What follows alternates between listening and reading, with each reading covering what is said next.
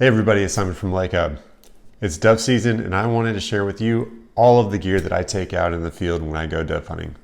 First off, I'm going to take you from head to toe and then I'll show you what's in my game bag. So you can see I'm wearing camo. Now I'm here to tell you, you don't have to wear camo when you dove hunt. It's going to help you.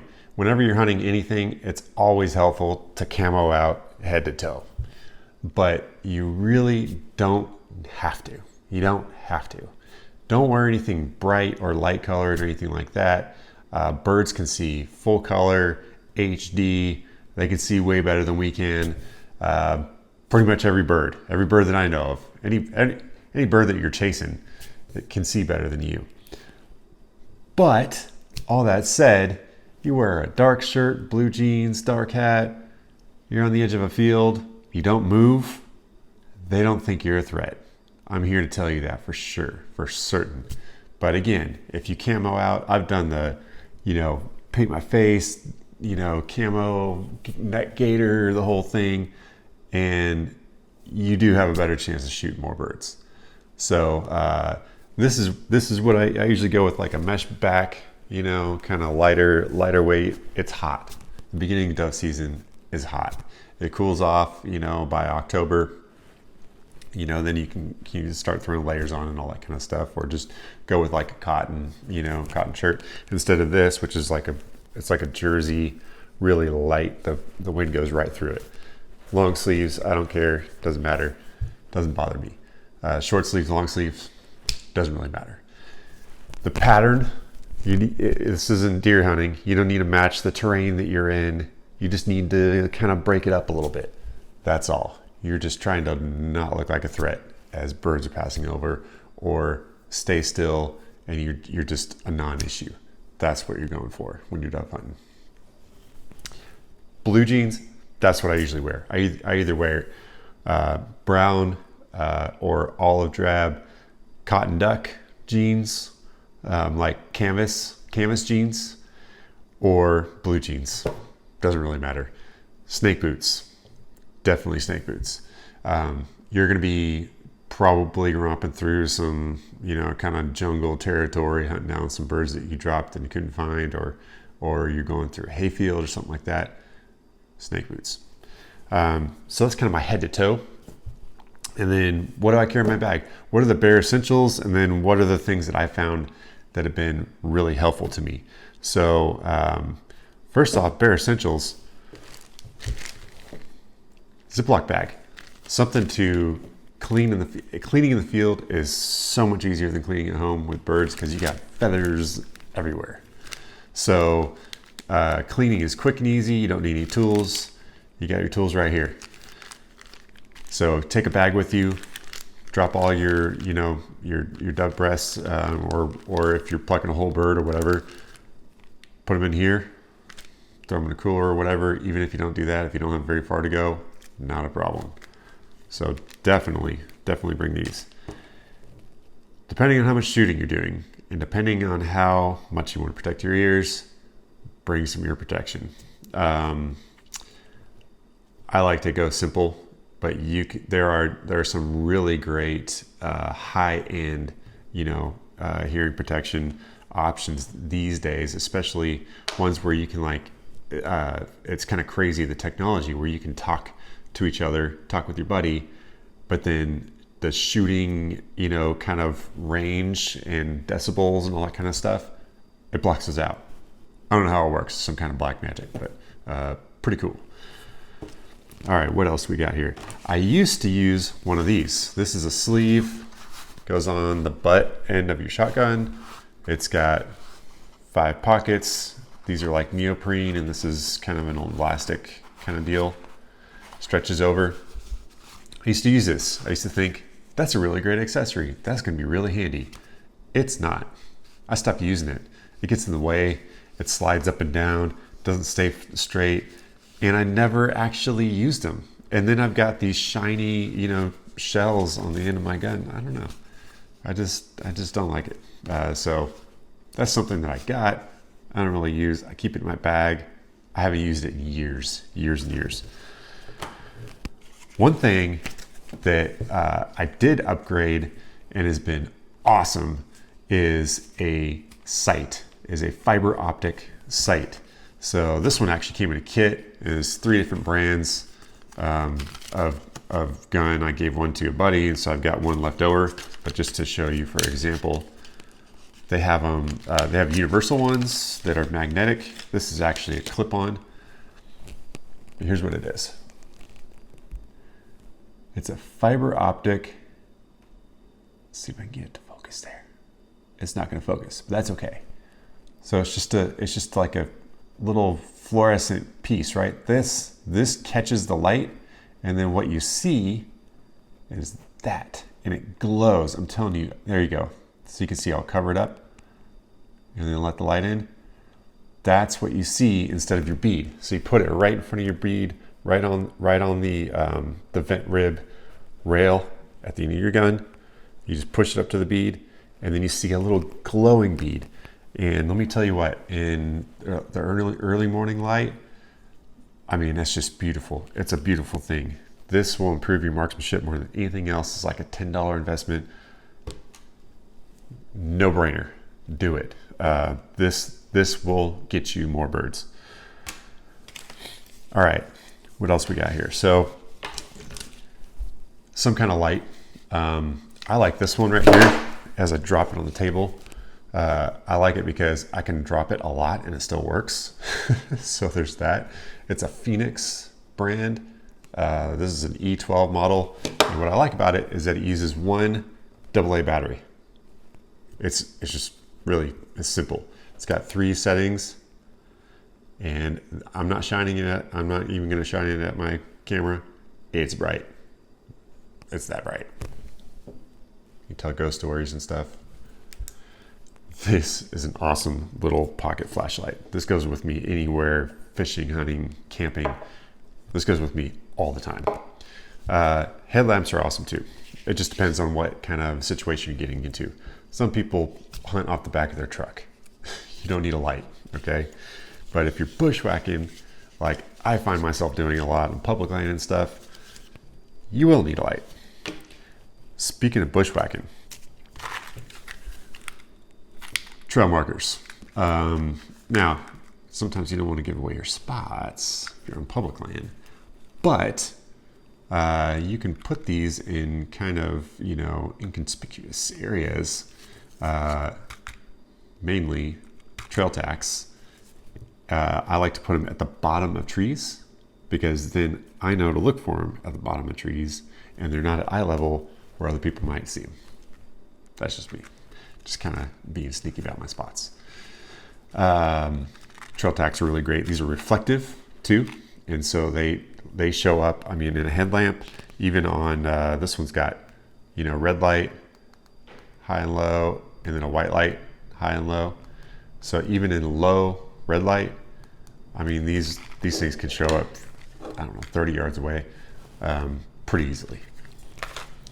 And these I use if I'm really not for marking spots or trails or anything like that. I mean, marking like maybe for marking trails, but like let's say you're tracking an animal, usually deer. Like if I'm following a blood trail or something like that, then I'll mark every blood spot so that I can look back and I can see the path, and then I can make a better judgment about where to go next.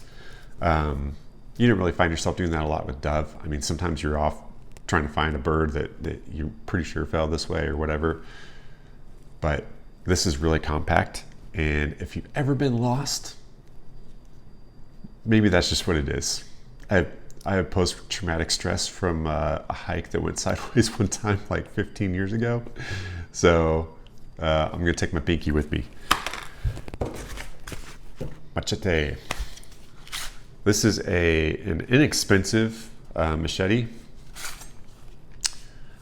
short, and what I like about it is that it's light, it's really low profile, so this is just like paracord wrapped around, one full tang, blade without any handle material, and a nylon webbing sheath, and this goes on my belt. This goes on the belt that is in my jeans, underneath my game belt, And if I find myself, I mean, again, you drop a bird and you might be back in the woods and vines and everything else, machetes come in handy quite a bit. Just depends on your terrain. I always take a pocket knife with me everywhere I go, any day, anytime, anyway. And when I'm out in the field, I usually take a bigger, kind of full handled, you know, one hand open, one hand closed, bigger pocket knife. So I've always got flashlight, pocket knife, machete, all handy with my right hand. That's how I roll. If you wear glasses, this right here, this is a handy little device. Let me tell you what it is. It's microfiber. How awesome is that? So it's just a little neoprene material pocket, open on the bottom. You just stuff it, you know, just get your magician skills on right here. Look at that. And it just stuffs away. It's so handy with a little clip. I needed this big time on opening day this year because it was so humid. It was like 87% humidity or something like that. My glasses fogged up. What are you gonna do? Except wipe them off. You don't want to wipe them off on your dirty shirt, right? So you always want to rinse it with water first, of course, before you get to microfiber in.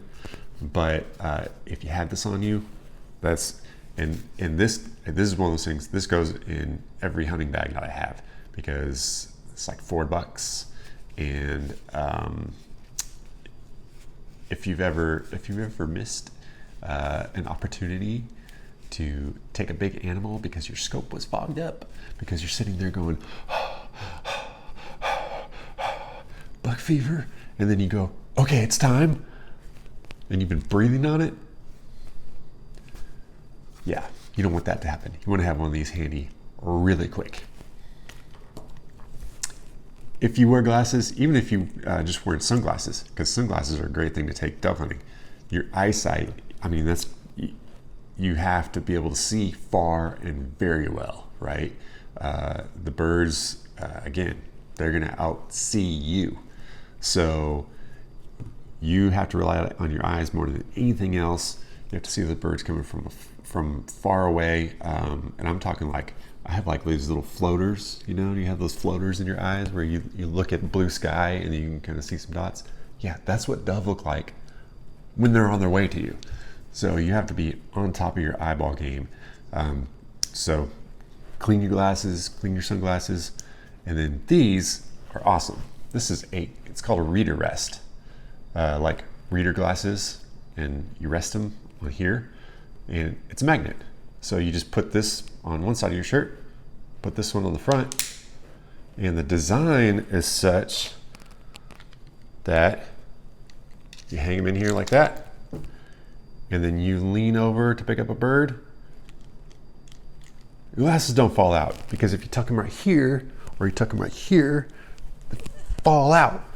So what I like to do when I'm hunting, because let's say like if you put them right here, I actually wore this at a theme park, glasses on, and I had my sunglasses, regular glasses, and I just right here, and we're going on an inside ride, switch them, outside ride, switch them. It was awesome.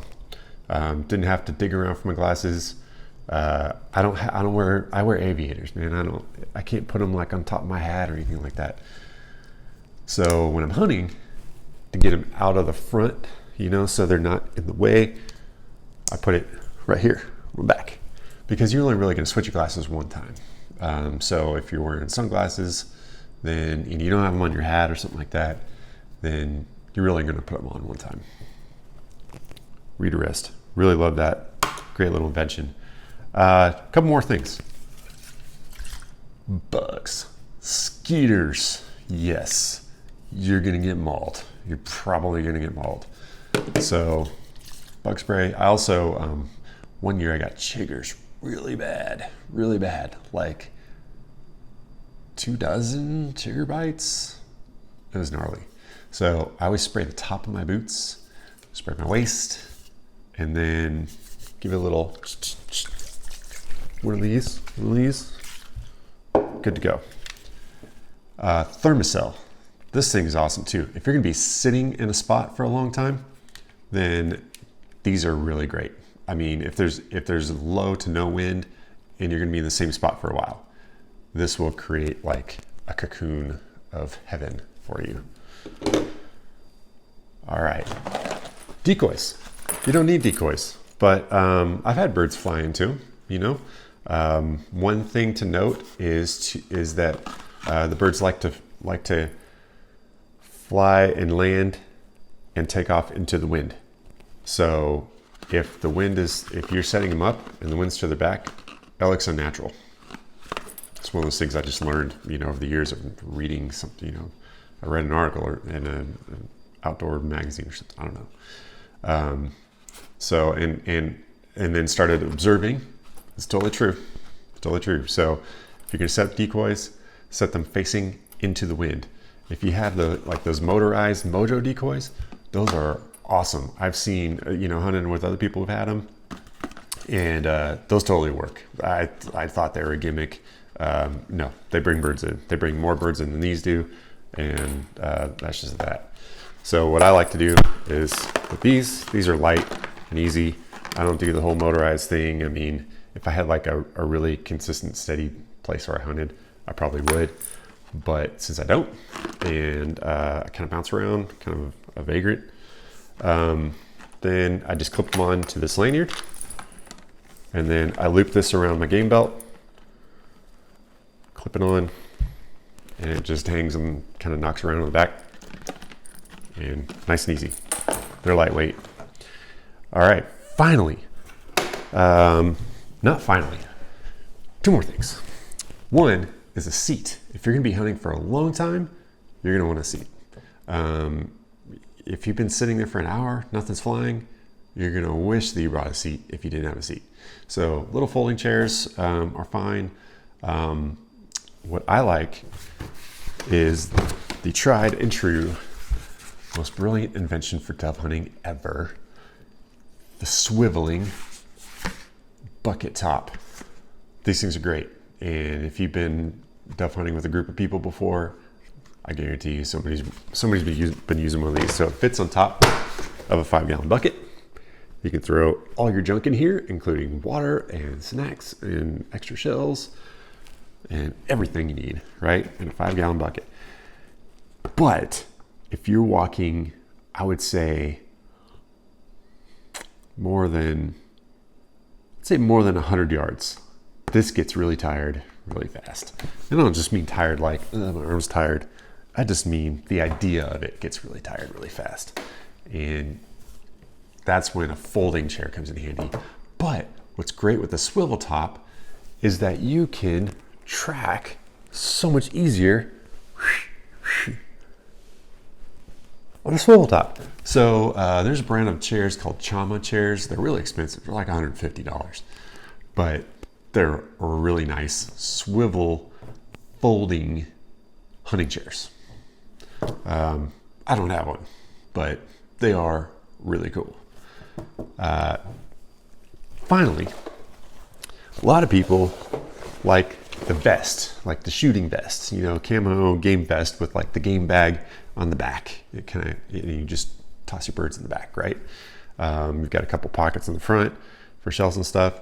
For me, that's great later in the season. Early in the season, it's so dang hot.